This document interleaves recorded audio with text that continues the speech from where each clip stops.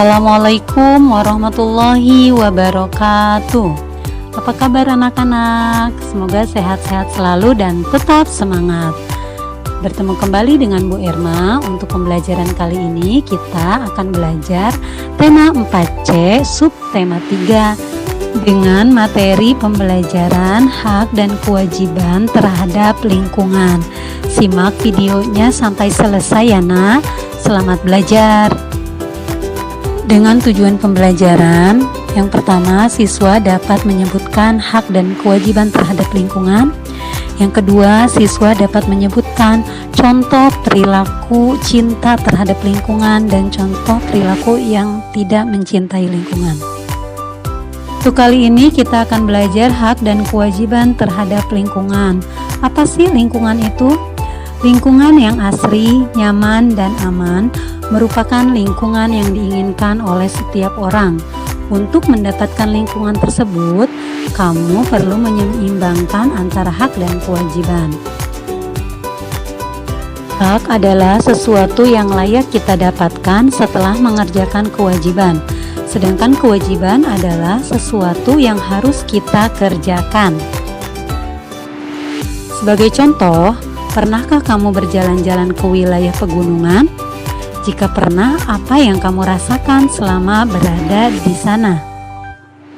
Nah, betul sekali. Tentunya kamu dapat merasakan udara yang sejuk dan pemandangan yang indah. Kedua hal tersebut adalah hak yang kamu dapatkan, sementara kewajiban yang harus kamu lakukan adalah menjaga kebersihan dan tidak merusaknya. Selain di daerah pegunungan, di rumah, dan di kelas dan di sekolah pun, kalian memiliki hak dan kewajiban. Tentunya kalian ingin melihat rumah yang asri, nyaman, dan aman, bukan? Kalian juga ingin mempunyai kelas untuk belajar yang bersih dan nyaman, juga sekolah yang indah. Maka dari itu, kalian harus melaksanakan kewajiban kalian di rumah, kelas, dan di sekolah dengan menjaga kebersihan juga tidak merusak lingkungan di sekitarnya.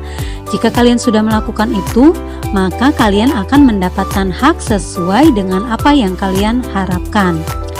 Lalu apa sih sebenarnya hak kita terhadap lingkungan? Hak kita terhadap lingkungan adalah yang pertama, kita berhak menikmati udara yang segar. Yang kedua, kita berhak mendapatkan air yang bersih dan sehat. Yang ketiga, kita berhak menikmati tumbuhan dan hewan sebagai bahan makanan. Selanjutnya, kita berhak menikmati cahaya matahari, khususnya matahari pagi ya nak. Selanjutnya, kita berhak menikmati lahan untuk membuat sarana dan prasarana. Selain hak, kita juga harus melakukan kewajiban kita terhadap lingkungan.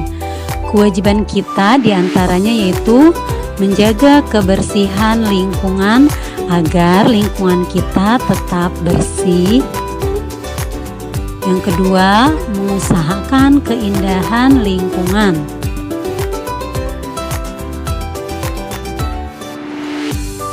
Kemudian yang ketiga, menjaga sumber air bersih agar tidak tercemar.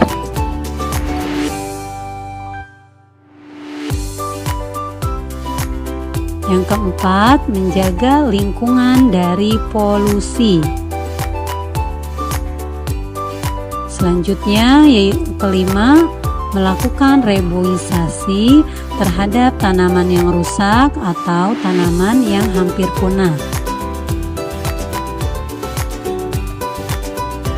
Dan yang terakhir, membuang sampah pada tempatnya. Berikut ini kegiatan cinta lingkungan. Yang pertama yaitu mencabut rumput liar. Yang kedua, mengambil sampah yang berserakan atau sampah yang di jalan kalian ambil dan langsung buang ke tempat sampah. Yang ketiga, tidak membuang sampah sembarangan. Yang keempat, menyiram tanaman.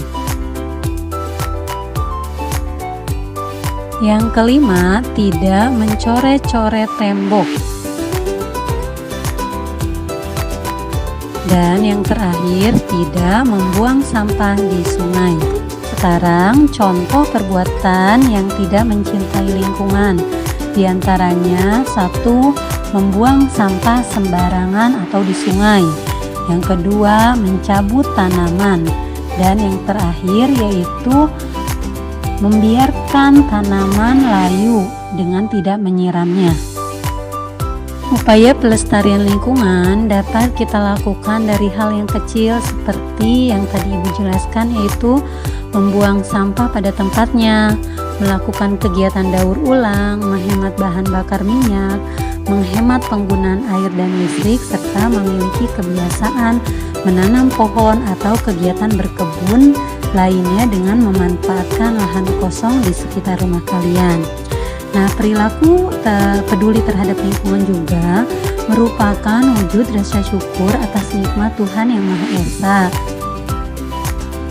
Merupakan cerminan dari Pancasila sila ke-1, yaitu ketuhanan Yang Maha Esa. Berikut ini merupakan perilaku manusia yang memanfaatkan sumber daya alam dengan bijak. Di antaranya yang pertama, menanam kembali lahan yang pohonnya telah ditebang atau melakukan reboisasi. Kedua, penebangan pohon dengan sistem tebang pilih. Yang ketiga, menjaga kesuburan tanah. Yang keempat, mengambil ikan di sungai atau di laut dengan cara yang benar. Kemudian yang kelima, mencegah terjadinya pencemaran air. Yang keenam, mengolah limbah agar tidak membahayakan kehidupan ketika dibuang ke lingkungan.